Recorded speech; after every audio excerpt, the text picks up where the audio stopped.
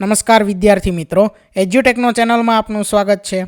આજે આપણે ધોરણ 8 વિષય સામાજિક વિજ્ઞાનની સ્વ અધ્યયન પોથીમાં પાઠ નંબર 3 ભારતનો પ્રથમ સ્વાતંત્ર્ય સંગ્રામ તેના તમામ પ્રશ્નોના જવાબની સમજ મેળવીશું.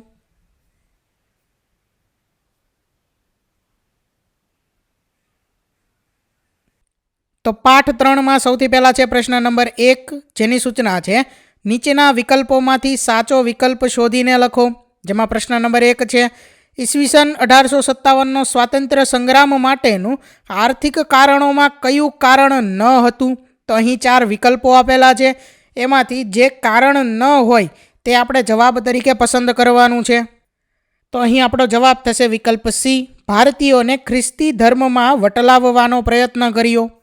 ત્યાર પછી આગળ પ્રશ્ન નંબર 2, ઈસવીસન 1857ના સંગ્રામ સમયે જાગીરદાર કુંવરસિંહ ક્યાંથી નેતૃત્વ કર્યું હતું? તો એના 4 વિકલ્પ અહીં આપેલા છે. એમાંથી જવાબ છે વિકલ્પ બી, બિહાર. ત્યાર પછી આગળ પ્રશ્ન નંબર 3, ઈસવીસન 1857નો સ્વાતંત્ર્ય સંગ્રામ સૌ પ્રથમ કોણે શરૂ કર્યો હતો? તો એનો જવાબ છે વિકલ્પ સી, સૈનિકોએ. ત્યાર પછી પ્રશ્ન નંબર 4, ઈસવીસન 1857ના સંગ્રામ માટેનું તાત્કાલિક કારણ કયું હતું? વિધાન 1, અંગ્રેજોએ ગરીબ વર્ગ પર ભારે કરવેરા નાખ્યા હતા. વિધાન 2, ચરબીવાળા કારતૂસના ઉપયોગ માટે સૈનિકોને દબાણ કર્યું હતું.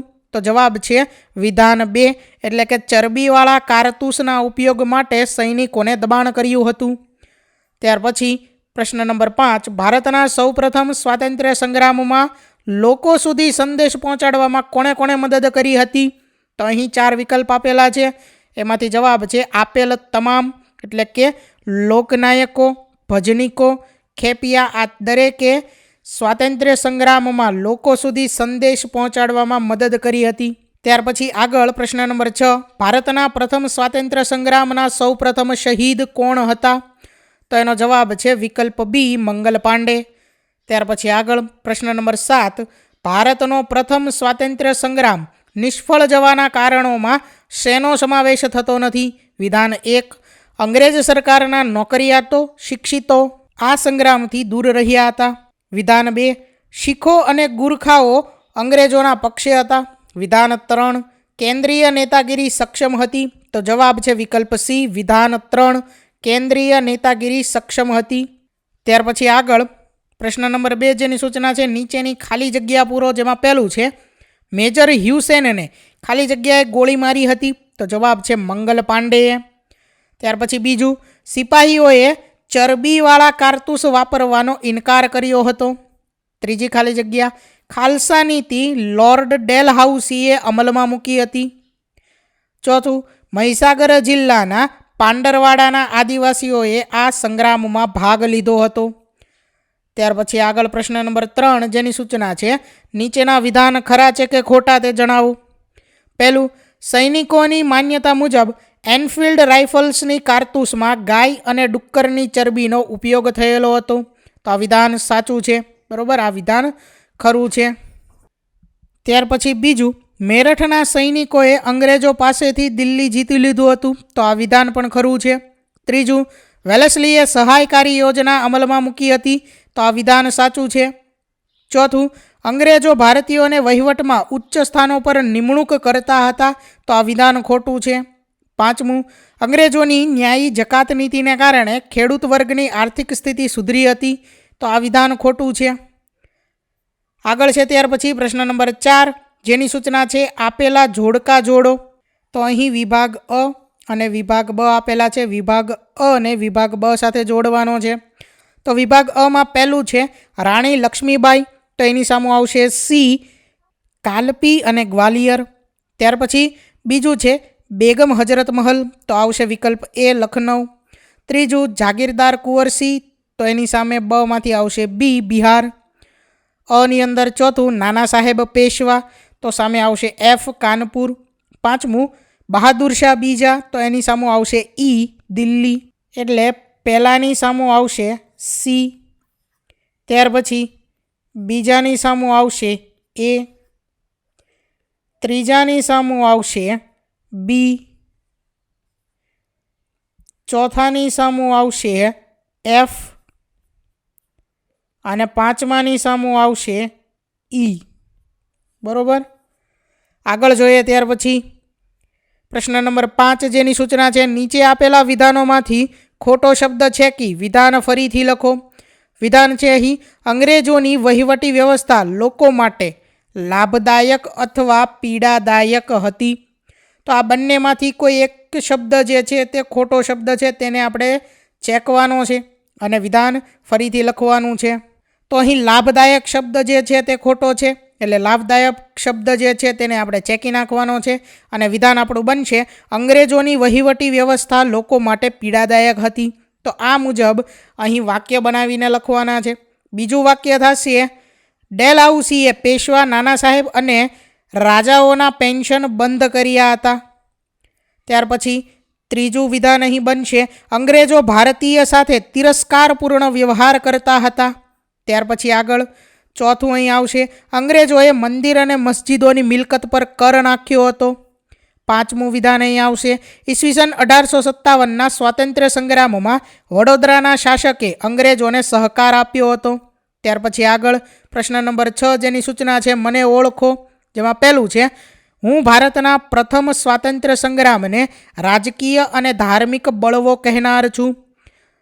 તો આ વાક્ય કહેનાર ડિઝરાયલ હતો. ત્યાર પછી આગળ બીજું, હું કાલપી અને ગ્વાલિયરનું શક્તિશાળી નેતૃત્વ કરનાર સ્ત્રી નેતા છું. તો તે છે રાણી લક્ષ્મીબાઈ. ત્યાર પછી ત્રીજું, અમારે ધાર્મિક ભાવના વિરુદ્ધ દરિયાપાર જવાની બાંહેધરી આપવી પડી હતી. તો ભારતીય સૈનિકો આવશે એમાં. ચોથું, મને અંગ્રેજો કાચા માલનું સંસ્થાન અને પાકા માલનું બજાર બનાવવા માગતા હતા. તો એમાં ભારત આવશે. આગળ ત્યાર પછી પ્રશ્ન નંબર 7 જેની સૂચના છે, નીચેના પ્રશ્નોના 1 કે 2 વાક્યમાં ઉત્તર આપો. જેમાં પહેલું છે, કયા કયા રાજ્યો ખાલસા નીતિનો ભોગ બન્યા હતા. તો જેતપુર, ઝાંસી, સંબલપુર, નાગપુર ખાલસા નીતિનો ભોગ બન્યા હતા. બીજો પ્રશ્ન, અંગ્રેજો ભારતીય ખેડૂતોને કેવા પાકોના ઉત્પાદન માટે ફરજ પાડતા હતા. તો અંગ્રેજો ભારતીય ખેડૂતોને કપાસ, ગળી, રેશમ જેવા પાકોના ઉત્પાદન માટે ફરજ પાડતા હતા. ત્યાર પછી પ્રશ્ન નંબર 3, અંગ્રેજોની જકાત નીતિ કેવી હતી, તેનું શું પરિણામ આવ્યું. તો અંગ્રેજોની જકાત નીતિ અન્યાયી હતી, તેના કારણે ભારતનો ખેડૂત વર્ગ બરબાદ થઈ ગયો. ત્યાર પછી પ્રશ્ન નંબર 4, ભારતીય સૈનિકો પર કેવા કેવા પ્રતિબંધ ફરમાવવામાં આવ્યા હતા. તો ભારતીય સૈનિકોને પાઘડી બાંધવા, તિલક કરવા અને દાઢી રાખવા પર પ્રતિબંધ ફરમાવવામાં આવ્યો હતો. પ્રશ્ન નંબર 5, ઈસવીસન 1857ના સ્વાતંત્ર્ય સંગ્રામનું પરિણામ શું આવ્યું. તો ઈસવીસન 1857નો સંગ્રામ નિષ્ફળ ગયો. સંગ્રામમાં ભારતીયોની હાર થઈ.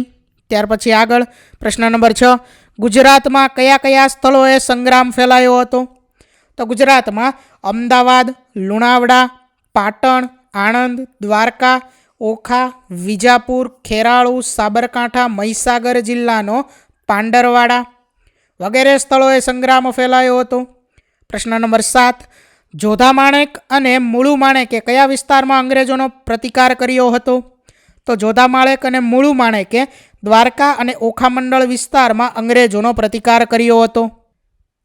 ત્યાર પછી આગળ પ્રશ્ન નંબર 8 જેની સૂચના છે, કારણ આપો. જેમાં પહેલું, ભારતીય સિપાહીઓએ કારતૂસ વાપરવાની ના પાડી. તો આના જવાબમાં આપણે લખી શકીએ કે જાન્યુઆરી ઈસવીસન 1857માં બંગાળના સૈનિકોમાં એવી અફવા ફેલાઈ કે નવી એનફિલ્ડ રાઇફલમાં વપરાતી કારતૂસના કેપમાં ગાય અને ડુક્કરની ચરબીનો ઉપયોગ કરવામાં આવ્યો છે. હિન્દુઓ માટે ગાય પવિત્ર છે. મુસલમાનો ડુક્કરને અપવિત્ર માનતા હોવાથી તેનું માંસ તેમના માટે હરામ છે. આથી બંને કોમોના સૈનિકોએ ધર્મભ્રષ્ટ થવાના ભયથી એનફિલ્ડ રાઇફલનો ઉપયોગ કરવાનો ઇનકાર કર્યો. ત્યાર પછી આગળ બીજો પ્રશ્ન, ભારતના પ્રથમ સ્વાતંત્ર્ય સંગ્રામમાં ખેડૂતો અને જમીનદારો જોડાયા હતા. તો જવાબમાં આપણે લખી શકીએ કે બ્રિટિશરોએ ભારતનું ભયંકર આર્થિક શોષણ કર્યું હતું. અંગ્રેજ શાસન દરમિયાન અંગ્રેજોની અન્યાયી જકાત નીતિને કારણે ભારતનો ખેડૂત વર્ગ બરબાદ થઈ ગયો. બ્રિટિશ શાસનના કડક કરનીતિ અને જમીનદારી વ્યવસ્થાને કારણે જમીનદારો પોતાના હકથી વંચિત થયા હતા.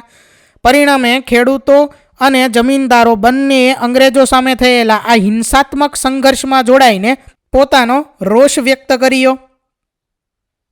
ત્યાર પછી પ્રશ્ન નંબર 3 છે કે ભારતનો પ્રથમ સ્વાતંત્ર્ય સંગ્રામ નિષ્ફળ થયો. તો એના જવાબમાં આપણે લખી શકીએ કે ઈસવીસન 1857ના સ્વાતંત્ર્ય સંગ્રામમાં કેન્દ્રીય નેતૃત્વનો અભાવ હતો, જેના કારણે સંગ્રામ જુદા જુદા વિસ્તારોમાં અલગ નેતૃત્વ હેઠળ થયો. અંગ્રેજોની લશ્કરી તાકાત, આધુનિક શસ્ત્રો અને સંચાર સાધનો વધારે સશક્ત હતા.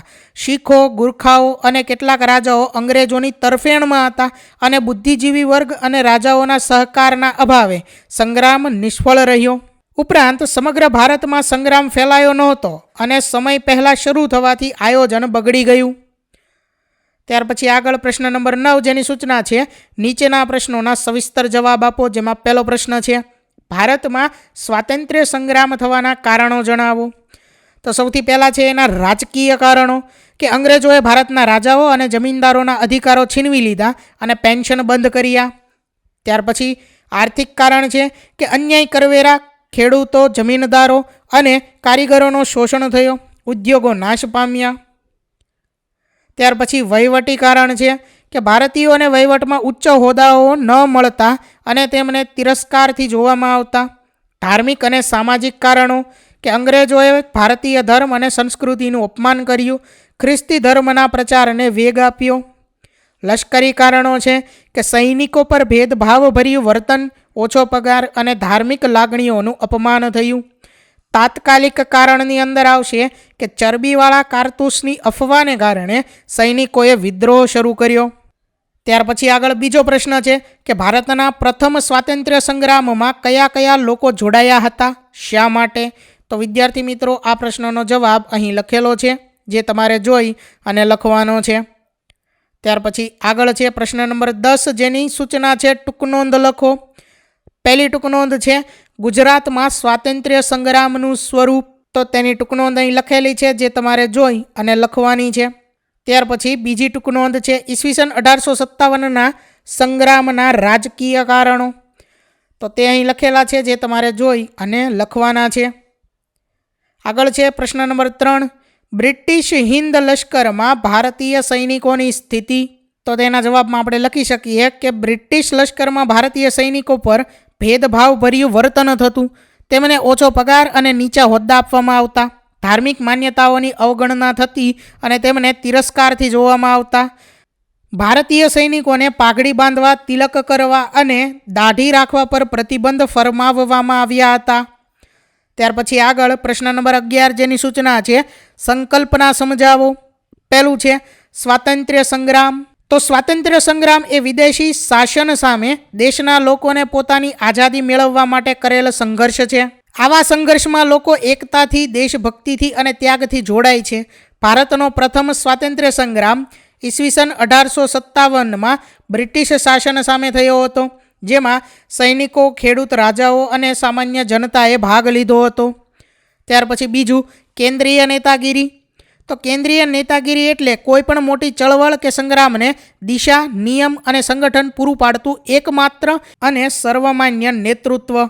ઈસવીસન 1857ના સ્વાતંત્ર્ય સંગ્રામમાં આવી કેન્દ્રીય નેતાગીરીનો અભાવ હતો, એટલે દરેક વિસ્તારમાં જુદું જુદું નેતૃત્વ હતું અને એકતા ન હતી.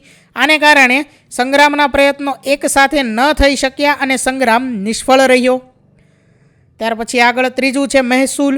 તો મહેસૂલ એ સરકાર દ્વારા જમીન, આવક, માલ મિલકત કે વેપાર પરથી વસૂલાત કરવામાં આવતું કર છે. બ્રિટિશ શાસન દરમિયાન ખેડૂત વર્ગ પર ભારે મહેસૂલ લગાડવામાં આવતો, જે ખેડૂતો માટે પીડાદાયક બન્યો હતો. મહેસૂલથી મળેલા નાણાંનો ઉપયોગ શાસન વ્યવસ્થા ચલાવવા અને શાસકોના હિત માટે થતો હતો. ત્યાર પછી આગળ ચોથું પૈતૃક મિલકત.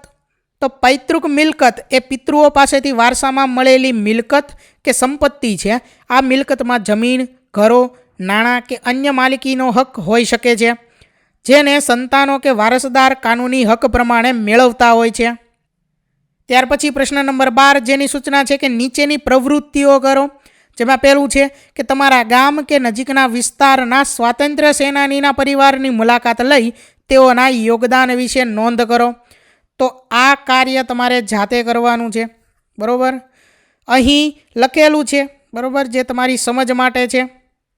આગળ ત્યાર પછી બીજું, તમે ભારતના પ્રથમ સ્વાતંત્ર્ય સંગ્રામમાં કોઈ વિસ્તારનું નેતૃત્વ કરો છો તો તેને સફળ બનાવવા તમે કેવા પ્રયત્ન કરશો તેની નોંધ કરો.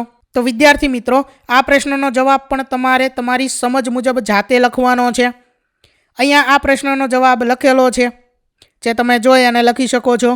તો વિદ્યાર્થી મિત્રો, અહીં ધોરણ 8 વિષય સામાજિક વિજ્ઞાનની સ્વ અધ્યયન પોથીમાં પ્રકરણ નંબર 3 તેના તમામ પ્રશ્નોના જવાબનું સોલ્યુશન પૂર્ણ થાય છે. વિદ્યાર્થી મિત્રો, આપેલા વિડીયોની જો તમારે પીડીએફની જરૂર હોય તો તમે આપણી એપ્લિકેશન સ્માર્ટ સાથી પરથી મેળવી શકશો. વિદ્યાર્થી મિત્રો, આપણી એપ્લિકેશન સ્માર્ટ સાથી પ્લે સ્ટોરમાં આવી ગઈ છે, જેની અંદર તમે બધા વિભાગ જોઈ શકો છો. તેની અંદર વિવિધ ધોરણ છે. ધોરણ ઉપર ક્લિક કરતાં વિવિધ વિષય ખુલશે. વિષય ઉપર ક્લિક કરતાં તેની અંદર આવતા પાઠ ખુલશે. તેની અંદરથી તમે પાઠ્યપુસ્તક પણ ડાઉનલોડ કરી શકો છો. તેની અંદર આપેલા પાઠમાં ક્લિક કરતાં તમે પાઠની પીડીએફ, સ્વાધ્યાયની પીડીએફ, સ્વાધ્યાયન પોથીની પીડીએફ, પાઠના વિવિધ વિડીયોઝ, સ્વાધ્યાયના વિડીયોઝ, સ્વાધ્યાયન પોથીના વિડીયોઝ બધું જોઈ શકો છો અને ડાઉનલોડ પણ માત્ર એક ક્લિકમાં કરી શકો છો. વિદ્યાર્થી મિત્રો, આપણી એપને સપોર્ટ કરજો, ડાઉનલોડ કરજો. થેન્ક યુ દોસ્તો.